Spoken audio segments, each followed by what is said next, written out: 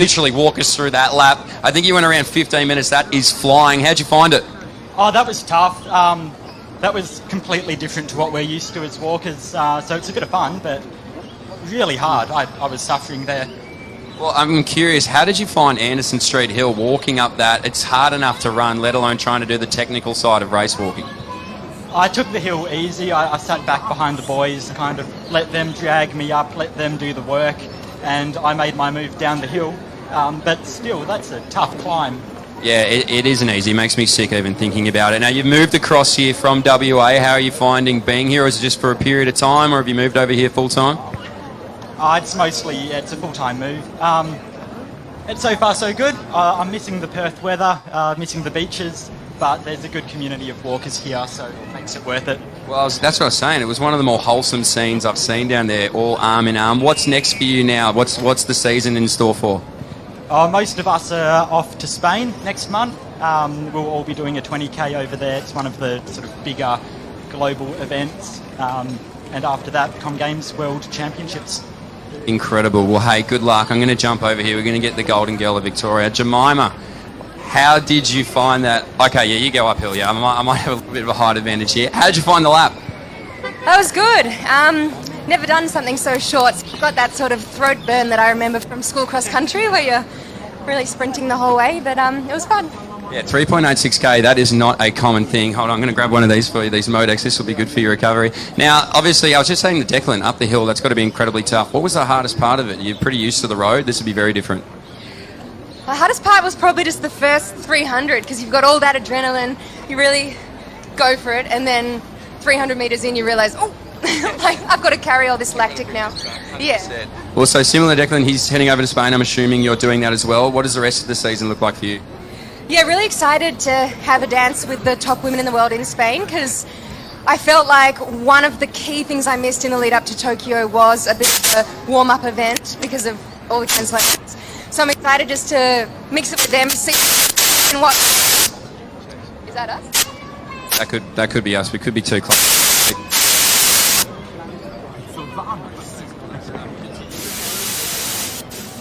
But Reece Langdon just ran one of the best races I've seen him run, so it was definitely tough up the hill, and I tried to drop him, but he's gritty as, and he just stuck there, and his kick down was too strong, so it was a great run from him. Where did he get away from you? What part? Literally, I think he went around me maybe 400 or 500 metres to go, and it was actually probably the most congested part of the race, so he probably could have, if it was a lot clearer, he probably would have got a bit further away from me, so he was running very strong. Well, very grateful then for all the hobby joggers who are out here doing their thing. Jared, you've had a massive season, obviously. What's next for you? You can take a little bit of time off, you're building back up to something, or what's the move heading into the championship season? Yeah, so I think for me, for us para guys, unfortunately our World Championships on the track was cancelled. And for Commonwealth Games, for us ambulant distance runners, there's no options to the Commonwealth Games. So for me personally, I'm at the moment aiming to do Gold Coast Marathon. I've got to kind of start feeling better after COVID, but if not that, then London or Chicago Marathon later in the year. Well, can we just say, famously last year, Jared ran this event, then flew to Sydney to pace a marathon, ended up qualifying for the Paralympics that same afternoon. So what was the PB? There was about 2:19. What are you hoping for the next one? Yeah, I don't know. That was a weird week. I think it was Nationals, Uni Nationals, then run the 10. And then, the marathon was the next day. So I think maybe I'll have like a 75% marathon prep. I'm not going all in. So, I mean, I didn't do nutrition. I didn't train for it last time. So I'd hope I'd run a PB. But with the marathon, there's absolutely no guarantee. I think we had a good chat about Uni Games, actually, what was going on there before the marathon. So this preparation might be a little bit better. How good to see so many people out here as well, Jade. You got anything to say to all the beautiful Melburnians out here this morning?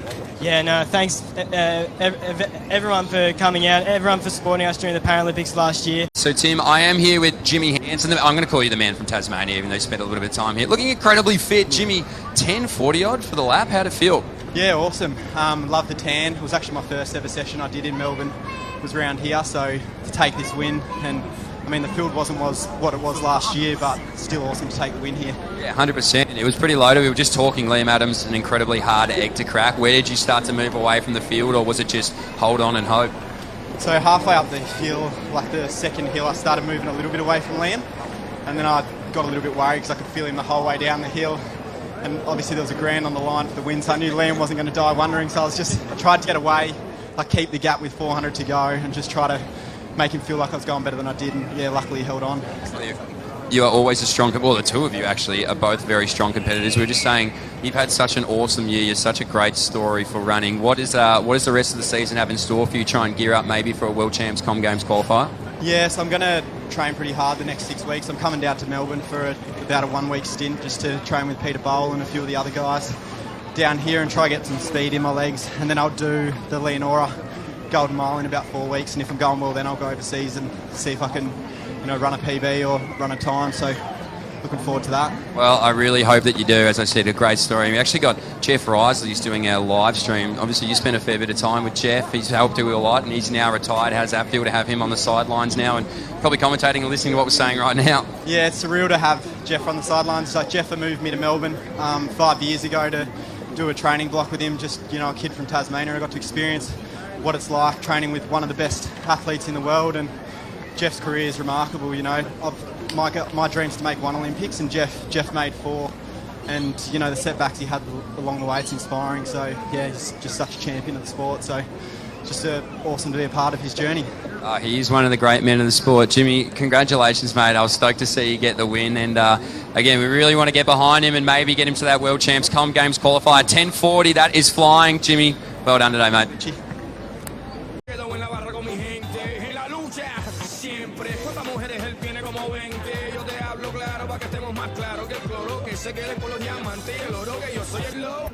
All right, so I'm going to jump in here. We are here with Reese Langdon. He did win the men's para event, beat Jared, who we spoke to earlier. Reese, we're just learning you've just been classified. You're new to this. How did you find the tan?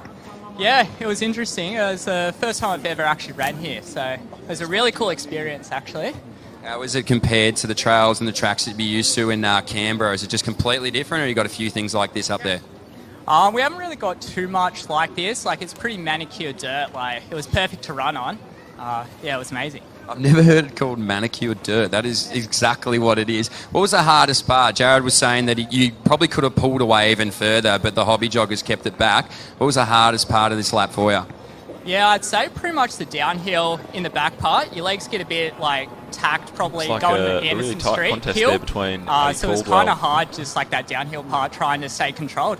100%. And now what's the rest of the year looking like? Are you a more 1500, 5K, longer distance specialist? Sort of what are you going to be focusing on for the remainder of 2022?